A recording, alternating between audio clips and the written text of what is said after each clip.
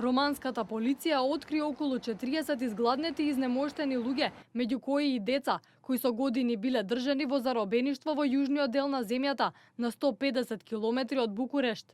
За време на рацијата во планинскиот град Беровоести, полицијата пронашла луѓе оковани во синџири, целосно прегладнети со видливи рани на телото, како и околу 50.000 евра и околу килограм злато. Според романската полиција, луѓето биле оковани во синџири, тепани и терани да јадат од земја, како и приморувани да се тепаат меѓу себе, а полициските службеници се сомневаат дека заложниците биле и сексуално злоупотребувани.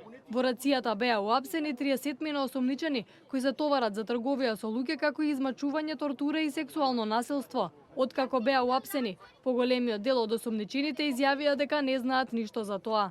Обвинителите од службата за борба против организиран криминал изјавија дека водат истрага за околу 40 лица кои се осомничени дека во последните 8 години примамиле речиси 40 лица да питачат и да извршуваат друг вид на работа.